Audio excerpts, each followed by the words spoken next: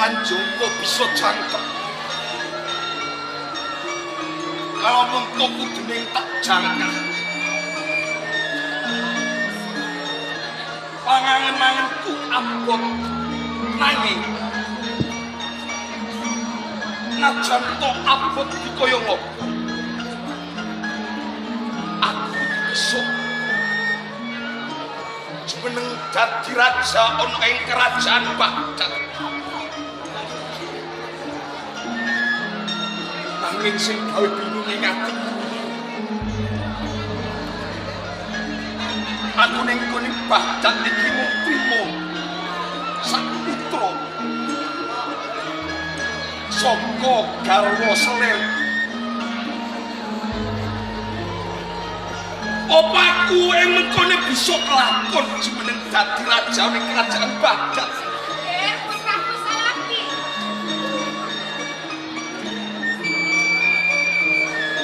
Salabi.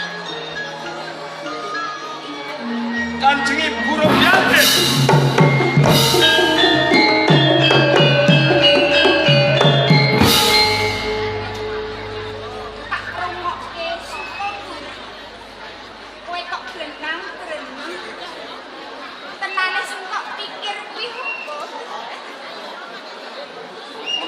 Kanjeng Ibu menika sampun ngutus menawi Tugeng Putra menika nembe kemawon lam-lam. Oh jeneng lapun pirak ya ana jenarane to. Ing mriki kula mengalihake perkawis kula menika sampun dewasa. Kang putra nggadahi panjangka. Ing mriki kula badhe walaka dumateng Kanjeng Ibu Robiatin kersanipun mangertosi menapa kang dados panjangka kula Kanjeng Ibu. Najan to abot dikaya ngapa ing mriki kedah kula saged kalempaan. Kang dados panjangka kula pengen dados raja wonten ing kerajaan Baghdad.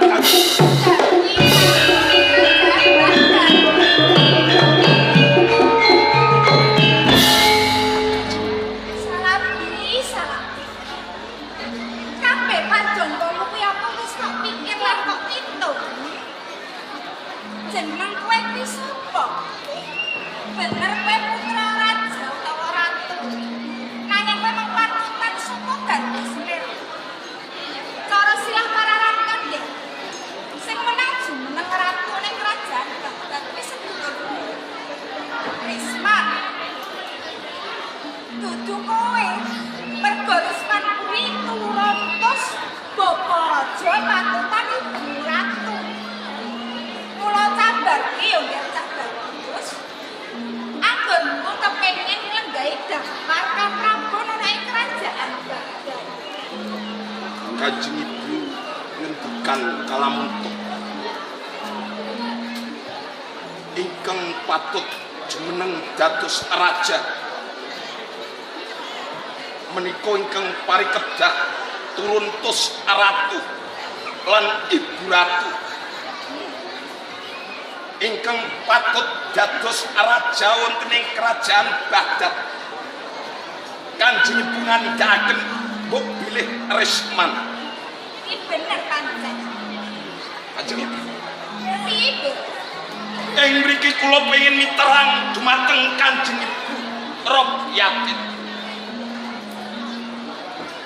Gelis dadi wae. Kenging menapa kula pengin jumeneng dados raja wonten ing kerajaan Baghdad. Najan to kula boten turun ibu ratu utawi garwa prameswari. Najan to mung sak garwa selir. Monggo katuran pirsa Kanjeng. Panjenengan nika wonten ing kerajaan Baghdad menika namung sak garwa selir. Pindhane panjenengan nika namung nunut. Nanging ageng panjangka kula menawi to kula kelampahan jumeneng dados raja wonten ing kerajaan Baghdad tertamtu kula saged mulyakaken dumateng Kanjeng Ibu nanging benten menawi to ing langkenipun Kang Putra boten kelampahan jumeneng dados raja wonten ing kerajaan Baghdad tertamtu panjenengan dalang kula menika aji godhong garing Kanjeng kabeh aturmu pancen bener. Terus kanthi cara kepiye? Aku kudu nganggo adegdaya napa? Dimen kowe bisa njangka apa sing kok karepe. Paribasane cebol gayuh lintang. Cicak kotal blek. Ya ora bakal kakak, ya. panjenengan ampun mukus kula menika putra panjenengan basan kula alit panjenengan ageng-ageng bodho panjenengan pinter panjenengan menika pindhan ing punden kula Kanjeng Ibu kula pengin sanget nuwun palilah panjenengan Kanjeng panjenengan kersa mboten kersa pados cara paweka amprih kula kelampahan jumeneng dados raja wonten ing Baghdad. Aku kudu gawe cara. Nggih. Lamun kok aku mikir menggalih gawe cara kepiye dinen bisa. Tapi kuwi apa ya bisa lakon. Bisa.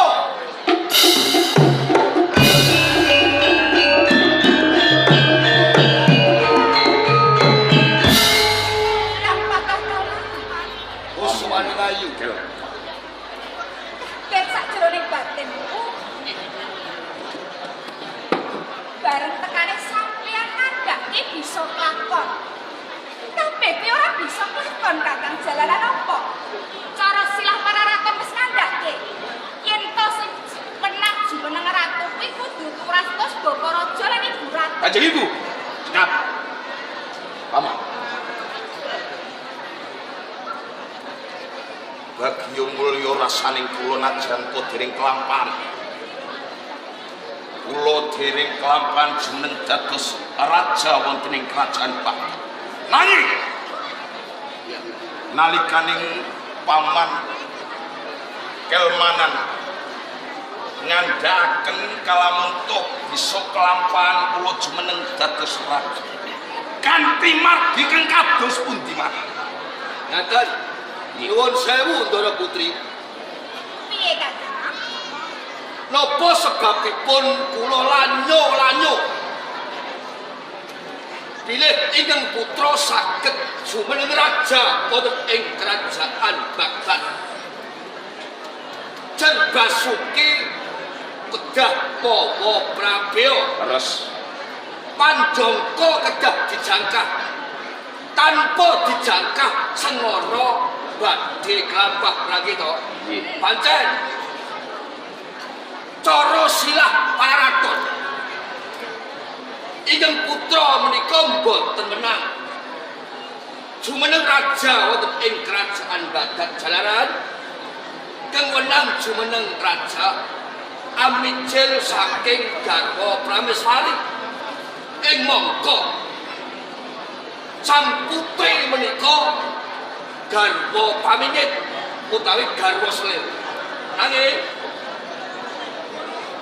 bau dan silsilah menika sing damel sinten kula nyopirsa Sing gawe ya menungsa. nah menawi silsilah kang gawe menungsa kudu diwahi menungsa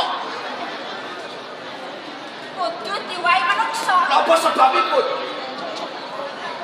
ngantos silsilah kang damel menungsa niki mung akal-akalan Kok akal-akalan tuh piye Kakang? nggih mergo napa jumeneng raja menika wenang perintah boten wenang diperintah gitu Yo, kula enak dan bisa dikuasani banjur sing bakal mawahi kuwi sapa? nggih kedah panjenengan Aku. Lah terus carane kepiye Kakang? Kengawai. Sepisan. Kang garwa. Nggih. Garwaku. Rustam Haji. Dak mati. Kudu mati. Mati. Kang angka kalih. Risman terus Singgara. Menawi mboten margi kados ngaten. Sengara kelakon putra jurung raja ing Baghdad. Ya terus bakal tumindak ninggake kabeh cara muni sapa? Antum damel. Nggih. Antum babi. Enten. Kula sing damel geger wonten ing sakjalipun kerajaan Baghdad. Nggih. Kula sampun pasekuton kalian buat berayak berandal. Menawi kerajaan Baghdad sampun geger. Padahal belum bebet wonten senengipun sang raja. Nggih, Rustam Haji. Leno Paten. Dados paman sampun sapekuton dumateng para pilangan ing Baghdad. Kula sarujuk menawi. Nanging lho nggih, kula kersa mbiyantu. Ingkang putra dados raja ing Baghdad, nanging kedah wonten syaratipun. Syaratipun menapa? Menapa wujuding bondo apa pangkat derajat Titik. badhe kula tenan. Kula pun dhuwur. Nggih. Kula mangertos Blonjone wis tumpuk undung. lajeng menapa syarat? Syarate ibumu kudu gelem dadi bojoku. Kakang Pelmana. Lah kok aku kudu dadi bojomu iki kepiye? Wis cetha gamblang yen to aku iki isih dadi karwane Raja Rustam Haji. Lah kok kudu dadi bojomu? Mula kula badhe ikut sing kados ngaten. Rustam Haji dipateni. Panjenengan dados rondo, anak panjenengan dados raja. Kula sing ngukup rondone ngoten lho. Paman pakah kemanan. Raketan aku Namun menika, to. Anakku iso dadi raja. Lho nggih to, sampean kok golek ini namung junior malih sing golek sinten? Kok apik, Dek? Kanjeng Ibu. Apik piye? Kanjeng Ibu, Piye, Dek? Gak iya atur. terus paman pakah kelman. Lah iya. Kanjeng Ibu, Salabi. kersa panjenengan dados garwanipun paman pakah kelmanan. Ampreh gegayuhan kula saged kasembadan dados raja wonten ing kerajaan Baghdad. Monggo dipun penggalih. Menawi kersa lho nggih, menawi mboten kersa mboten menapa-menapa. Wong sing rugi mboten kula mawon kok. Sing rugi panjenengan merga napa? Anak panjenengan mboten saged dados raja. Aboliane to, Kakak? Lho liyane nggih napa? Aku durung sago, Dek. Kok jeneng Tresna kae ya ora iso dipeksa to? Kanjeng Rama menika rak sampun yuswa lungsuh. Ya, bener. Sampun sepuh. Nadyan tuwa ning aku iki Tresna. Kanjeng Ibu, Piye, Dek? panjenengan langkung tresna Kanjeng Rama napa langkung tresna dumateng kula? Ya Tresna Kula putra panjenengan lho. Kula tetes panjenengan. Nek cara aku ya tetep abot anak. Lah oleh sampean dipegat kalih Rustam Haji. Pun sampean mboten kanggo. Nek anak tetep anak. Piye ya? Lamun aku noh Mboten sida batal. Cilaka Kanjeng. Batal. Sanipun panjenengan kersa. ya wis aku sago ya, aku sago. Ya. Aku sago dadi bojomu Kakang Herman. Ngene ya cocok. Menawi panjenengan boten kersa, boten saguh, mangke pajar sampean mulih dhewe. Ya. Masa wis yen pancen cetha kaya ngono, saiki aku ya wis sago dadi bojomu. Ayo ditindakke. Nah. Yen gelem sadiake putraku jumeneng raja ana ing kerajaan. Menawi kados ngaten kula nyuwun pamit. Kula tak sakjaipun kerajaan Baghdad nglampahaken gerayak berandal pas tak dawuh kerajaan Baghdad. Sing ati-ati Barok. Kakang Herman. Mangke calon tiang sepuh. Atas sing paman pakah kelmanan menika tiang sanes. Piyambak tansah midhangetaken dumateng kula. Kula kanthi ing wekdal sak menika kula saged muji. bagio mulya rasane kula. Yen harus delok anak bakal dadi raja kan. Kelampahan kula dados raja wonten ing kerajaan Badan. Dados raja